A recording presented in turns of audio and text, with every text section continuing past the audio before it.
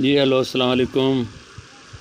जी भाईजान, ये नुस्ख़ा बाबा नईम हैदर ने लाहौर जलसे में ये दिया था, जो कि फिटकड़ी और कास्टिक पत्री का तेल निकाल कर जो पारा बाबा ने बताया था, ये वो पारा है।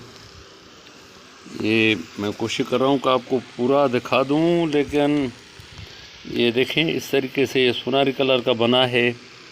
ठीक है, तो बाबा जी तो एक बता रहा था कि ये सुर्ख बनेगा, बल्कि सुनहरी बन गया है।